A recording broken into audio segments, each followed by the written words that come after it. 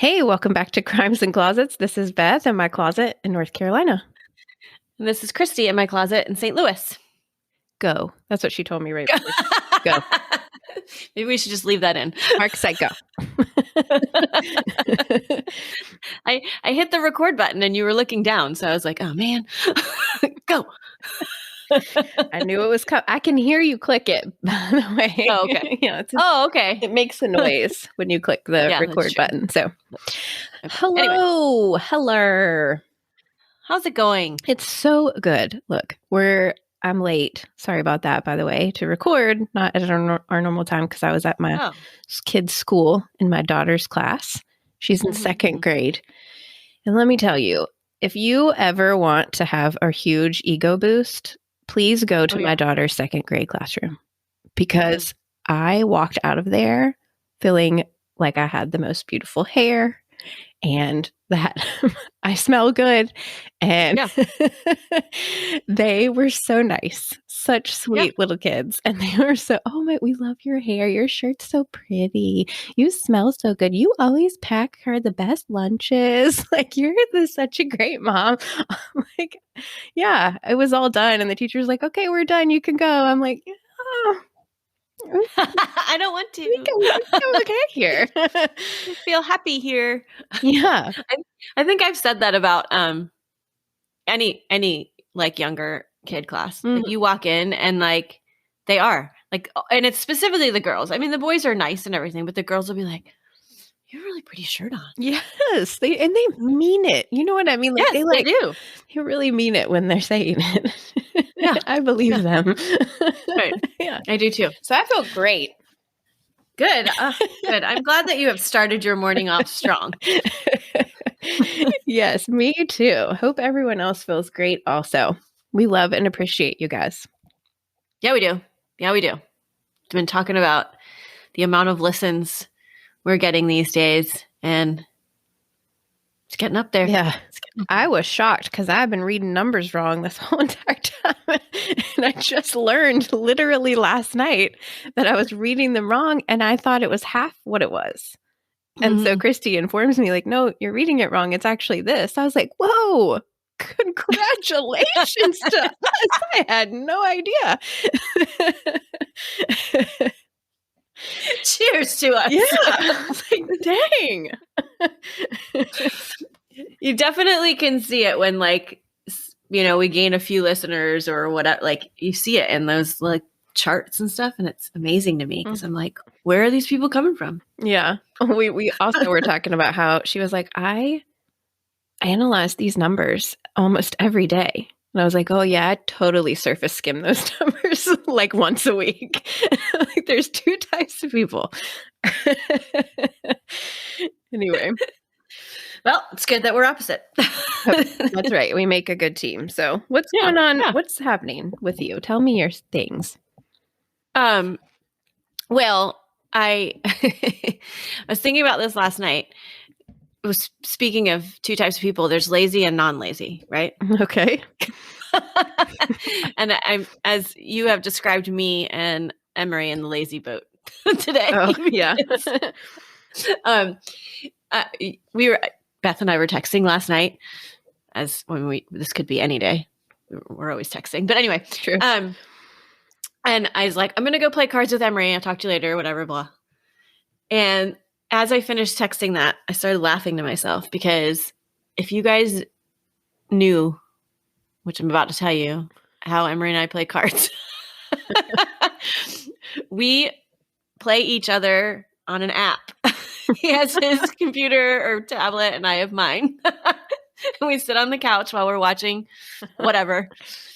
And so we don't actually use cards because it's more comfortable to sit on the couch with our tablets. So we play we're into cribbage right now. So we're playing cribbage on our tablets. She says to me, I'm like, why? She's like, well, because when you play cards, you have to have a table and like set up. Like, wow. She's like, this is just how we're doing it right now. Okay. It's not like we don't ever play cards at a table with actual cards. Or like, right now I'm like, I want to like interact in some way, except like besides just staring at a screen. Well, but we are talking about the game. Like we do like make comments. Anyways, like we would if we were sitting there playing the cards. But anyways, it was funny. It was like, I don't know. It really hit me when I said, I'm going to go play cards with Emery. And then I got on the couch with my tablet. Yeah, I'm picturing things so differently in my head when you say that. So you will not. Now I'm going to be like, well, she's not going to set up. So yeah, she's laying down on her couch. Yeah. Don't expect things. It's just where we are right now in life, guys. We are so exhausted. That's true. At night with all of the kid stuff that you like, I want to do something, but I want to sit on the couch. Yeah. I want to be comfortable. So yeah, it's just where we are at night. We literally plop on our couch almost every night and like look at each other like, thank goodness we've got each other, because I don't know if we can get through it without. Yeah. Oh, I'm glad you have each other too. That's so true though. We're like that too. I mean, it's last night we didn't have anything, like no sports, nothing for like the first time in 2 weeks or something, and probably the last time for a couple more weeks. And we were like, what are we going to do? Should we do something? What are we going to do? And I was like, no, let's don't do anything. Just stay right here. Yeah, so we did. Nice. Yeah. Perfect. It was. Yeah.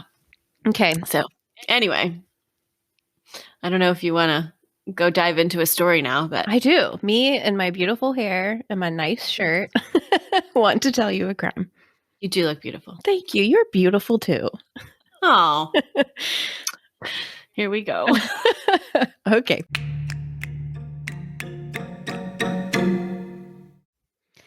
All right. Get it. Get your beverage. I got it. I have it. This case was suggested by our listener, Heidi. Great name. Isn't that a great name? Heidi, I just love it. Love that name. I would have named my daughter that if I could get my husband on board, but love Heidi. Super cute name. Heidi is from a small town in Michigan called White Cloud. And this case takes place there, which is also a great name, White Cloud. Doesn't it just sound like I want to live there? I know. Like I'm from White Cloud. Where is it in Michigan? In Michigan. No, I don't know. I didn't look it up. I know it's really tiny. The town is only like 1,400 people. Oh, so it's I'm really going to look it up small. on my maps while you're talking, because I just like to picture it. Okay. So super cute named town, super cute named listener. Heidi from White Cloud. Heidi does have a slight connection to the victim in this case, which I will talk about towards the end. This case does involve a 13-year-old. So keep that in mind as we move forward. You know me, I don't like the children. So I just like to warn people when kids are involved because, well, kids, you know? Right. Yeah. So this is the case of Amanda Lankey. Okay. Amanda Nicole Lanky was born on June 1st, 1991 in Tennessee. She had a large family with 2 brothers and 4 sisters. From what I can tell, some of them are half siblings. Her mom is Victoria Lanky, but there's no mention of her dad. So I'm not sure what his name is or was, or if he's alive or deceased or not involved or whatever. There's just like literally no mention of him, even in her obituary. He's not listed as a survivor or as being preceded in death. He's just like, I don't know him. Okay. Who he is. At some point in Amanda's life, the family moved to White Cloud, Michigan, near her grandparents. So, like I said, it's a super small town, 1,400 people, and Amanda loved it. She loved living in White Cloud. She had a lot of friends there. Loved it so much. Did you find where it was? I did. I didn't know. Didn't want to interrupt you, but it's just north of Grand Rapids, and it's like on the western side of the state. Not quite on the coast, but Grand Rapids, western part of Michigan. Got it. Okay. When Amanda was a preteen, her family moved from Michigan to northern Florida. And Amanda would go back to White Cloud during the summer or for breaks from school to stay with her grandparents and visit all of her friends because she just really loved it there. Mm-hmm. So during the summer of 2004, Amanda went back to White Cloud to spend the summer. So it was June 2004. Amanda had just turned 13 and she was staying with her grandparents. At that time, she was preparing to start 8th grade at Powell Middle School in Spring Hill, Florida, in the fall. She loved school. She had good grades. She loved to listen to music and dance and write poetry. She loved spending time with her friends and talking on the phone. She liked to experiment with makeup, and she loved butterflies. So she just sounds like the perfect little 13-year-old. Yes. In my opinion. On the night of June 20th, 2004, Amanda was staying the night with her best friend in White Cloud. Okay. She was having a sleepover. She was in town. She was visiting. This is her best friend. She hasn't seen her in a while, so she slept over at her house. The next morning, the morning of June 21st, the friend woke up to Amanda gone and the bedroom window open. So all of Amanda's stuff was still there. Her bag, her clothes, anything that she had brought with her was all left, but Amanda was missing.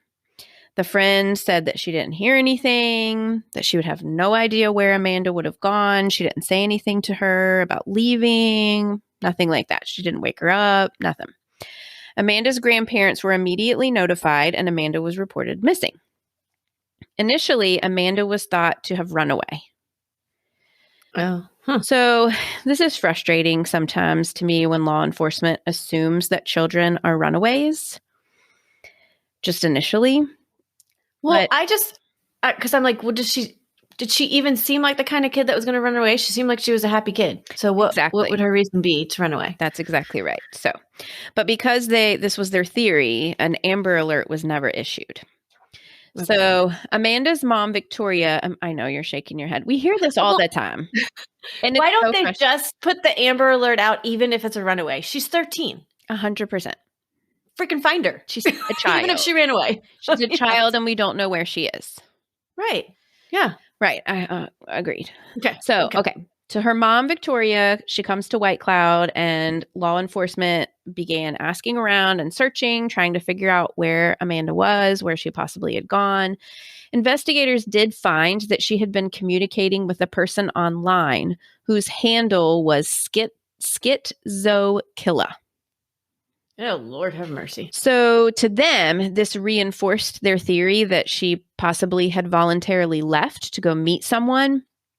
Okay, not all of the messages are released, but the ones that were, from what I can tell, they don't discuss like meeting up or a plan to meet up or even like, does he live in White Cloud? Like they don't even talk about that. It's more just like, hey, what's up? Are you up? What are you doing? Those kinds of things. But this is the theory the police had. Her family, however, and friends did not believe that she had run away. For one, she didn't take any of her stuff. None of it. Right. She just left it all there. So, like, she had you take your stuff if you were running away. Yeah. Especially if you packed a bag to go stay the night with your friend. You'd take the packed bag. Yeah, exactly. 2, if you're planning to run away, then maybe that's where all your stuff is. And you're like, oh, I have this bag to go over to my friend's house, but it's really got everything I need. Yeah. I'm leaving. Right. You take it. So then also she, like you said, she had no reason to run away. She was visiting a town that she'd been homesick for months, and she was with friends that she had missed and was excited to spend the summer with. She was exactly where she wanted to be. So where would she go? Yeah, right. Okay, so missing posters were made, and her family and friends took to the media with pleas for her safe return, but days and days go by with no sign of Amanda. Then on July 5th, 2011, exactly 2 weeks after Amanda went missing, the body of a young girl was found by mushroom hunters in Manistee National Forest. Oh. And so when I was researching this, didn't this happen before that mushroom hunters found? That sounded so familiar when you said it. I'm like, mushroom hunters. Right. I thought it too. I'm like, I have deja vu here. This has happened before. Okay. So she's found in Manistee National Forest, which is about 5 miles away from where she'd gone missing. Okay. The body was later identified as 13-year-old Amanda Lankey. Okay, real quick. Trigger. Here it goes. Okay. Amanda was found covered in blood, still in her pajamas. Ugh. Amanda's head and face had been brutally beaten with what they believe was like a cylinder, like a long cylindrical type object. So either a baseball bat or a metal pipe, something shaped like that. Her cause of death was determined to be blunt force trauma to the head and jaw. Again, it was a very brutal beating. I heard an interview that her mom gave after the fact that said they actually had to put her skull back together in order to determine how many times she had actually been hit. Oh my gosh. So, yeah, really bad.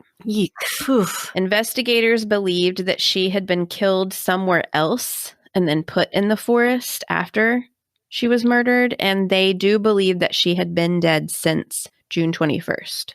So since she had gone missing. Oh, wow. So they don't think she was held anywhere. There is other things that I think happened to her that the police did not release. So, some of those things that they keep close to the investigation so that only a killer would know and they're able to ID. Right. I think we can maybe assume what those things were, but it's never stated anywhere. Okay, so now a murder investigation began.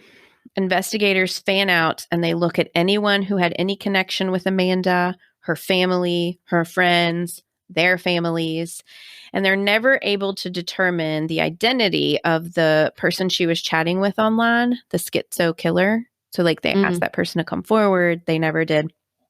They interviewed over 400 people in the town of White Cloud, which, keep in mind, the town only has 1,400. Right. So a lot of interviews, like literally everyone that lives there. They conducted numerous lie detector tests and submitted evidence for DNA, although they did say that there was very little evidence found on or around Amanda's body. Amanda's partial remains were given to the family for burial, but investigators did keep some of her remains as evidence. So they only gave her family part of her remains, and then they kept some. Police found a journal entry of Amanda's that had been made sometime before her murder. Trigger again. She wrote about that she had been molested by a man and went into detail about what happened to her. And in the entry, part of it had been torn out of the journal, and investigators believed that the part that was removed was the part that included the man's name that had assaulted her. So she doesn't ever say who it was.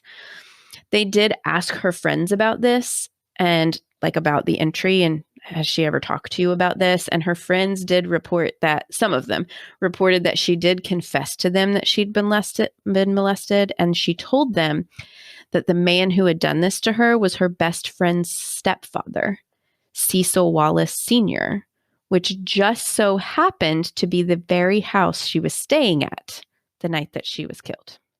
Oh, no. So, and that's where was her journal at that house? It doesn't say where the journal was found. I'm assuming probably because she's out of town. Right. So I didn't know if she left it at her grandparents or whatever for the night, not knowing. But anyway. Right.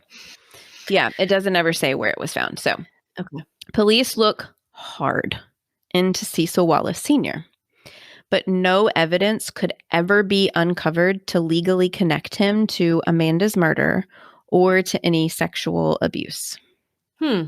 Interestingly, Cecil's sister, her name is Candace Wallace Baumgardner, was an officer at the department there in White Cloud. So she worked for White Cloud Police Department, and she was very heavily involved in helping Cecil and the family with all of the questioning and the investigation into Amanda's allegations and her murder.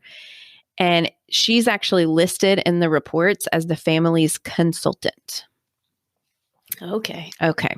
So Candace had previously worked for another police department in Michigan, but she was fired in 1999, 5 years before, because she falsified an accident report for her brother, Cecil Wallis Sr.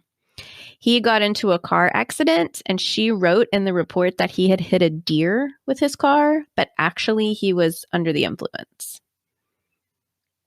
Lord have mercy. So there's a history there, some shady Wallis family business when it comes to the law. But again, no concrete evidence was ever found to definitively connect Cecil to Amanda's murder.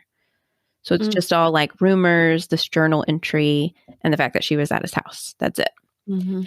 9 subpoenas were issued as a part of the investigation. 7 of them belonged to Cecil Wallis Sr. or a member of his family. So we can't say they weren't trying. They were trying, but they just never found anything. And so the years passed on. I can't imagine like how frustrating it was and like haunting for this family and her friends and like the entire town essentially, because they felt like they knew who did this to her, like who harmed her, and that his cop sister was helping cover it up. Right. And they can't do a dang thing about it. So that would suck. The Wallis family does report that they were harassed and villainized by the people in the town throughout all of these years. So we'll find out if all of those suspicions about them are correct right after this break.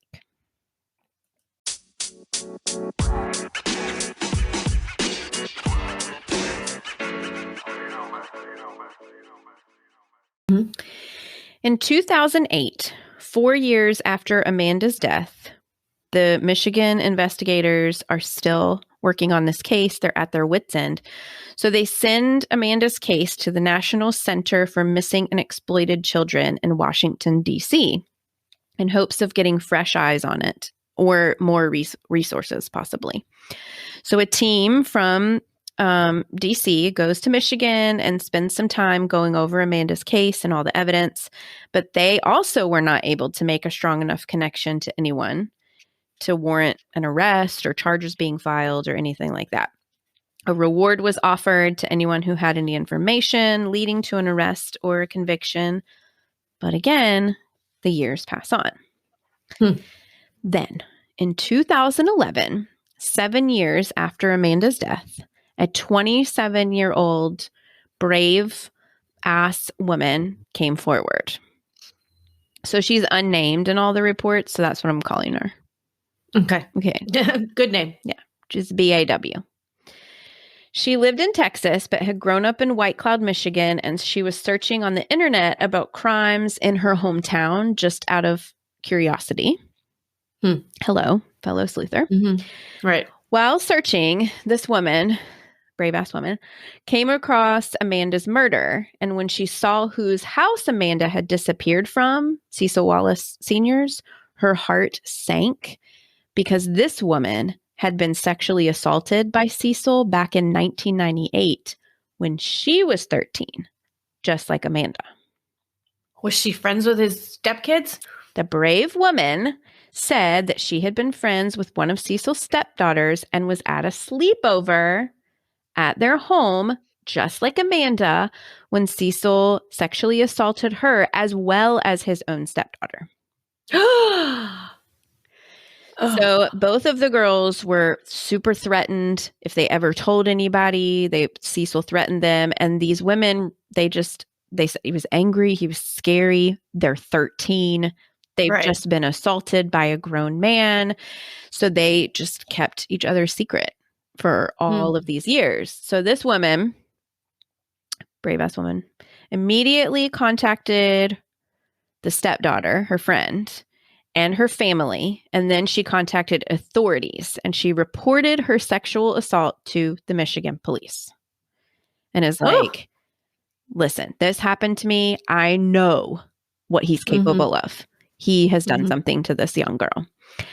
Investigators were on it. I mean, they were on it. So they began like re-interviewing people in town, and they were now asking about sexual assault victims of Cecil, and other women actually did come forward.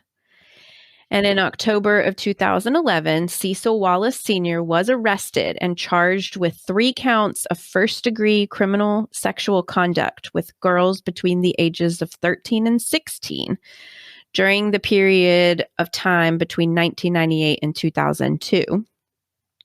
So we had multiple victims over years. And he was also officially named a person of interest in Amanda Lankey's murder. Oh, wow. Wow. So he bailed out of jail on a $150,000 bond, probably posted by his sister Candace. Yeah. I roll.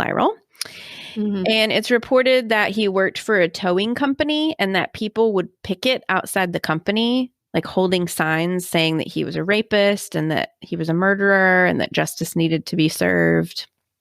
So like they're coming after him.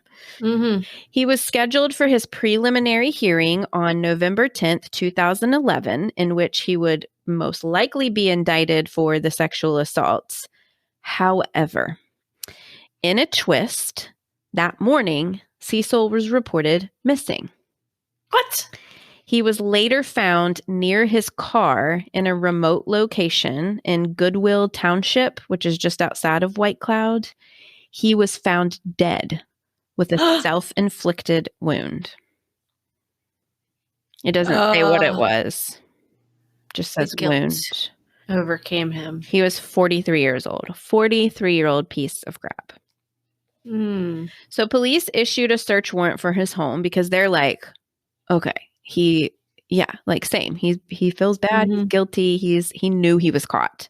So they say they were looking into any evidence that Amanda could have been killed in that home. And planks of wood were taken out. Drywall was removed from the home, but it was never released or said one way or another if anything was ever formally linked to Amanda's death. Like, did they find blood in the drywall? We don't know. They never say. So Cecil Wallis Sr. to this day has never formally been charged with Amanda's murder. Okay. Well, I mean, can he, being dead? Yes. If they find evidence to do that, yes. Like, they're not just going to say, in my experience, dead people have been determined, like, okay, yeah, they definitely killed this person. Okay. They can't be punished for it because they're dead, but at least they know. The case can be closed and all that kind of stuff. Yeah. Right. So this case is not closed. In 2013, the remainder of Amanda's remains were returned to her family. Because remember, they kept some of her stuff and her body was actually exhumed and then reburied because her family wanted her to be laid to rest, like complete, whole, and be like fully at peace. Okay. All right. Now get this. This is crazy. So in 2014, Candace Wallace Baumgartner, Cecil's cop sister, and her son, Marcus, were arrested for perjury during Amanda's murder investigation. The son, too? Yeah. Well, the son, it's not clear whether he was arrested for perjury during, like, as a result of her investigation or related to her investigation. So what they said that he lied about was, okay, so Cecil Wallis Sr. is the one that they believe who murdered Amanda. He has a son, Cecil Jr., which is Marcus's cousin. Got it. Right? So we've got Cecil and Candace, brother and sister. Her son, Marcus, his son, Cecil Jr., are cousins. Cecil Jr. was like a really bad guy. Like he was very, he was like arrested for like holding women against their will and like false imprisonment and assault and all this stuff. And he Apple doesn't fall far from the tree, huh? Exactly. And he was on parole. And so he was supposed to be living in a certain location, but he was actually living with Marcus. And Marcus lied about it and said he wasn't living with him. So he was charged with perjury because he lied about that. Okay. So Candace was charged with perjury because, so she was a cop, remember? And she was not supposed to be involved in the investigation, like as a police officer. She could be involved like as the family as a consultant, right? She couldn't be involved as law enforcement. And she had told investigators she never was, that she never saw any of the evidence. She never, she was never involved at all. And it actually ended up coming out that she was present at the crime scene when Amanda's body was found.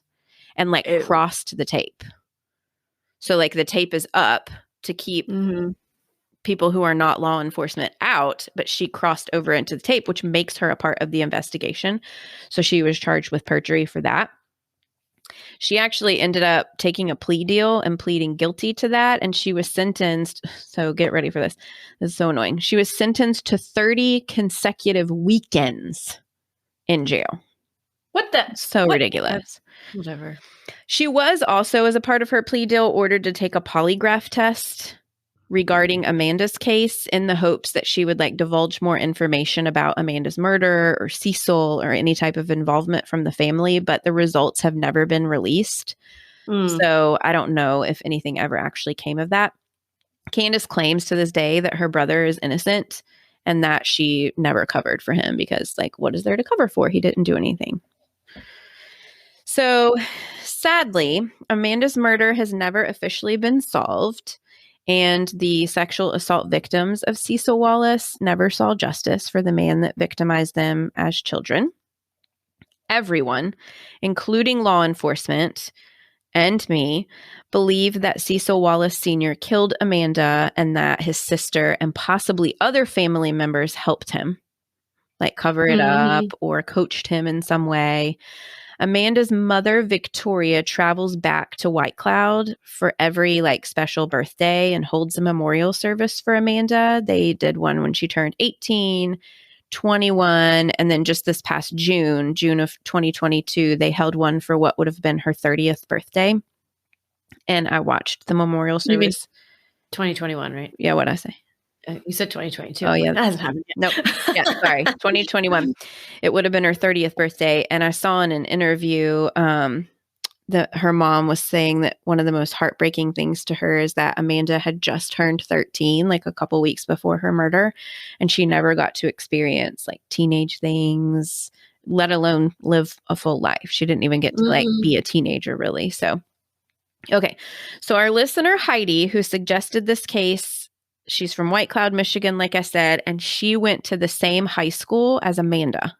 I'm sorry, not same high school, same elementary school as Amanda. She was like a little bit younger than her, but she knew who she was. She remembers this happening. She remembers her disappearing and the murder happening.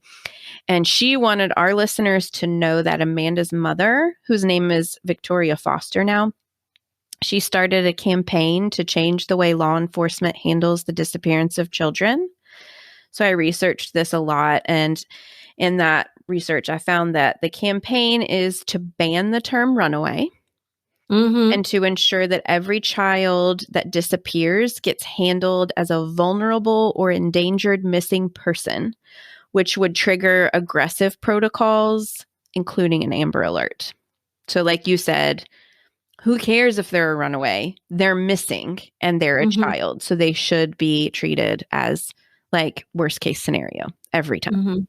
So her mom does know that an Amber Alert was most likely too late for Amanda. Like she was probably already killed before an Amber Alert could have been issued. But she does hope that this will help change like the course of investigations going forward and save other children before they're harmed so that they can be found before they're actually ever hurt. Right. And that is the case of Amanda Lankey. Wow. Also, if you have any information regarding the murder of Amanda, or if you've ever been victimized by Cecil Wallis Sr. and just so happen to be listening and want to come forward, I will post information in our show notes where you can do that or message us and I will get you to the right people. Wow. Yes, please. Does the listener, Heidi, right? Yep. Does she still live in White Cloud? Yeah. Yes, I think so. You said that. Yes. That's cool. I'm pretty sure because she said things like, I remember this happening here, which would indicate that she presently is there. Right. But I didn't ask her specifically. So. Right. Okay, cool. Wow. Well, so sad. So sad. Ooh, and I'm with you. I'm jumping on the Cecil freaking did it train. Oh, you 100% did. Yeah. Like that's, yeah. And he's such a coward for. You know what? It just grosses me out though to think about like, what if the cop's sister was like Cecil, did you do this? And he was like, yeah, I did it. And she's like, all right, then you need to clean up evidence. And like, did she help him do that? So that they couldn't find his DNA? Well, that, and did she then also help him go missing and aid in his coward escape? Right. Or like tipped him off, like, look, dude, you're going down for this. You better skedaddle. Right. Either way, despicable. All of them. Mm-hmm. And done. It's this my least favorite of least favorites because it's kids and it's unsolved. And I hate them both. Right. I know. Yeah. It's terrible. I'm not a kid fan. You probably dislike them more than me, but I'm a kid fan. I'm not a kid crime fan. Right. We don't like it when kids are hurt. It's terrible. It gives me nightmares. I'm not a kid fan, but I got 3 of them. Look, that happens sometimes too.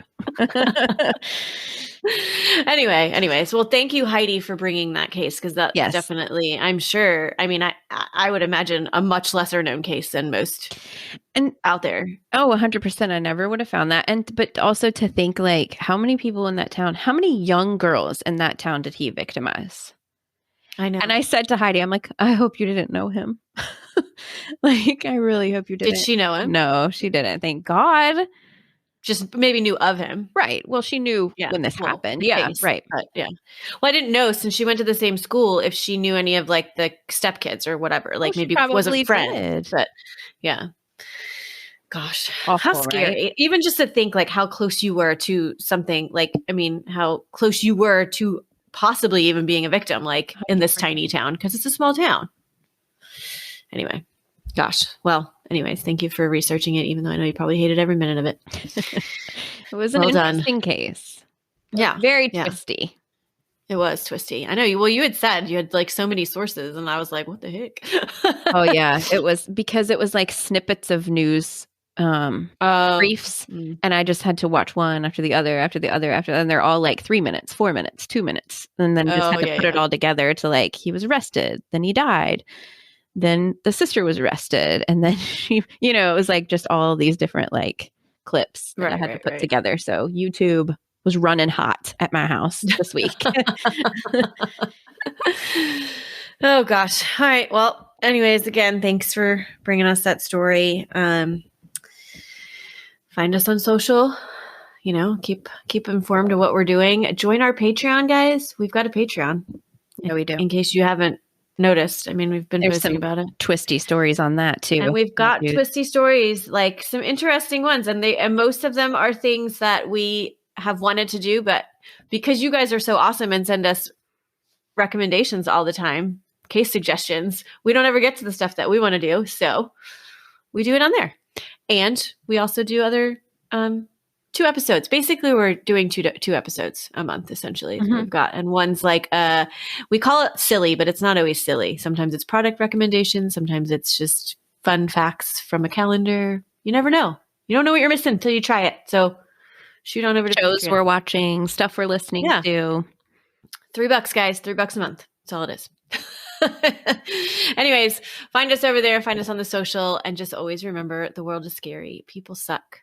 Hide in your closets.